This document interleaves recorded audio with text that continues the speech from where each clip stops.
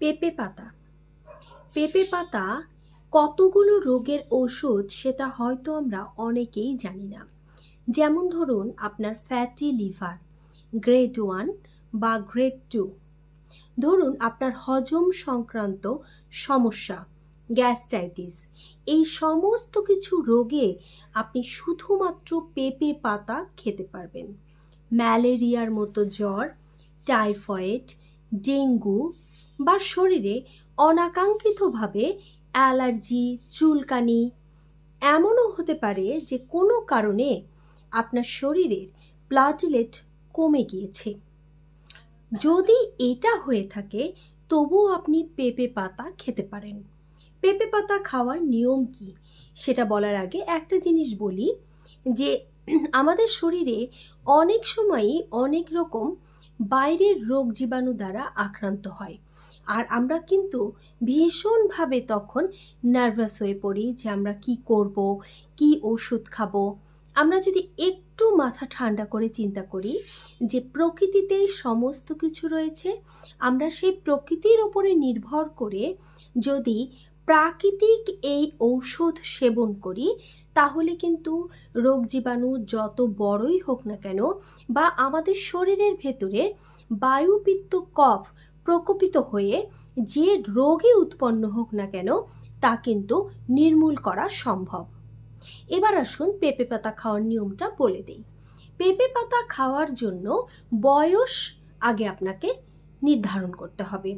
যদি রোগীর বয়স হয়ে থাকে 18 থেকে তদূর্ধ্ব এবং রোগীর উচ্চতা এবং ওজন যদি স্বাভাবিক পর্যায়ের হয়, অর্থাৎ রোগী যদি 5 ফিট 5 ইঞ্চি উচ্চতা বা তার বেশি হয়ে থাকে এবং ওজন যদি 60 কেজি বা তার বেশি হয়ে থাকে, তাহলে রোগীকে সকালবেলায় 30 ml পরিমাণ পেঁপে পাতার রস সমপরিমাণ পানি সহ খেতে দিন এবং ঠিক একইভাবে রাতের বেলায় আরেকবার দিন।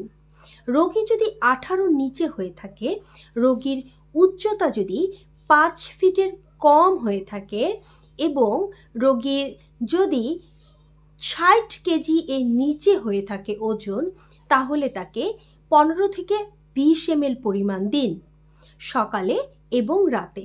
দুইবারই খাবারের আধা ঘন্টা আগে খেতে দিন। তাহলে দেখবেন যে রোগগুলোর কথা বললাম এই রোগগুলো নির্মূল করা সম্ভব।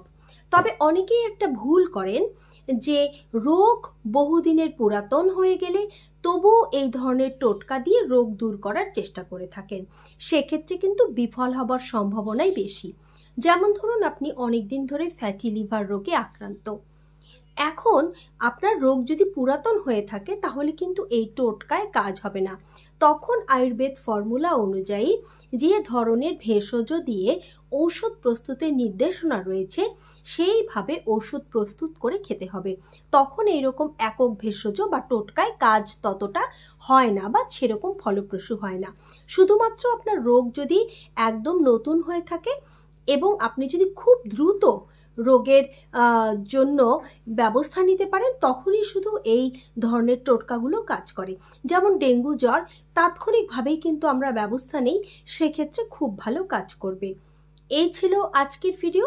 আশা করছি ভিডিওটি আপনাদের ভালো লাগবে। আপনারা সেইভাবে ভিডিওটি লাইক করবেন, কমেন্ট করবেন এবং শেয়ার করবেন।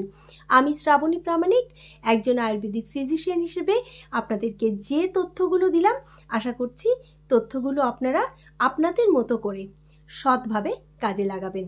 ধন্যবাদ। ভালো থাকুন, সুস্থ থাকুন।